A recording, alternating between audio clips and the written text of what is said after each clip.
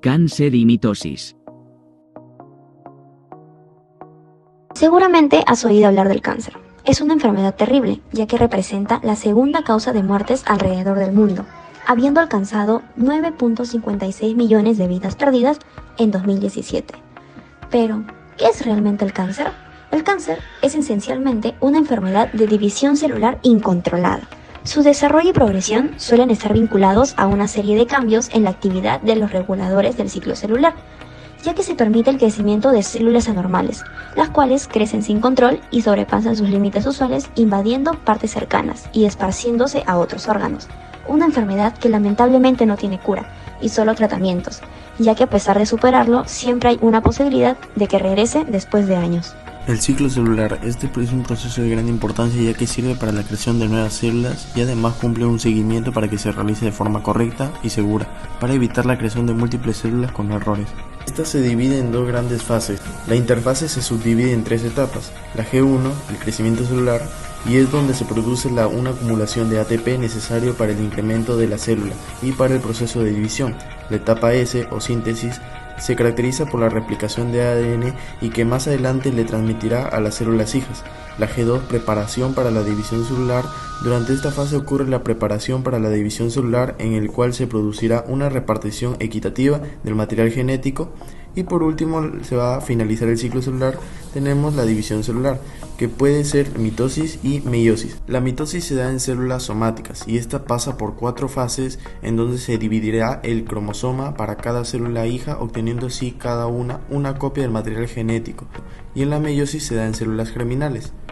Existen ciertos chequeos o puntos de control que actúan en lugares cruciales en el ciclo celular, pero se hablará a mayor profundidad más adelante.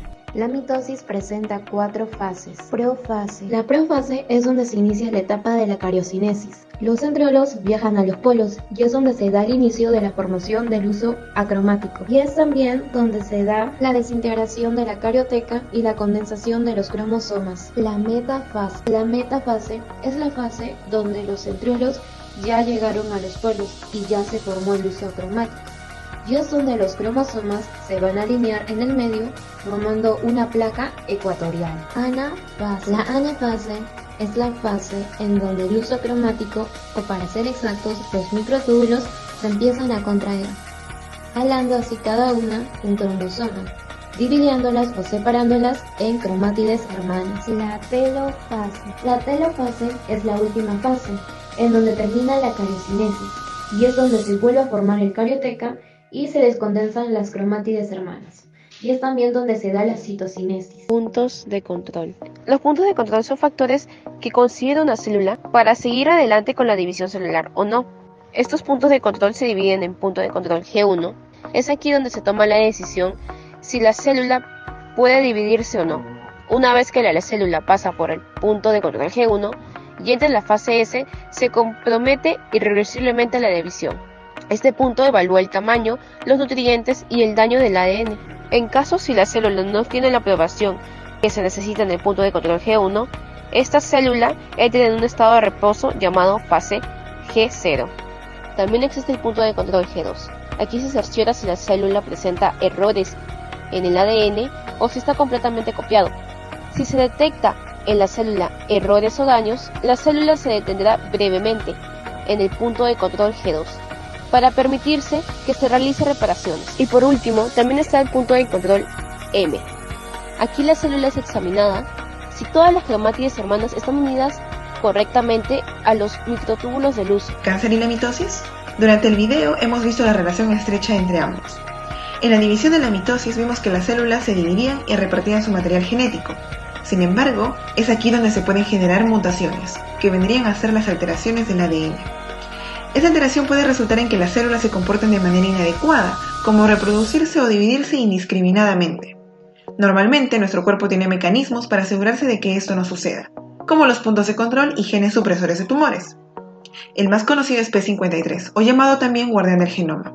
Este hará que una célula dañada se repare o, en casos mayores, realice autofagia o apoptosis, con la intención de mantener el equilibrio en el cuerpo. Pero si una célula dañada se sigue replicando, es porque es una célula cancerosa. Sin embargo, Cuando estas defensas fallan, puede que la célula sin instrucciones empiece a reproducirse sin control. De esa manera pueden formarse tumores. Hablemos del tumor maligno, el que es considerado como cáncer, porque las células tienen la capacidad de hacer metástasis. ¿Cómo? En ausencia de la E-caderina, las células cancerosas serán capaces de separarse e ir a donde deseen. Buscarán dirigirse a los vasos sanguíneos o vasos linfáticos, para acceder a la circulación y dirigirse a cualquier parte del cuerpo. La última etapa de la metástasis es cuando la célula sale y se expande a otros órganos, siendo la causa de muerte del 90% de los casos. Debemos saber que estas mutaciones no solamente se pueden dar en el proceso de mitosis, sino que también por genética, exposición a ciertos químicos, materiales radioactivos o el uso de cigarros y la exposición de la radiación solar irresponsablemente. Datos importantes. Aproximadamente solo una célula entre 1000 logra ingresar a la circulación sanguínea. También, una de cada 1000 células logra formar un tumor. Muchas gracias por su atención.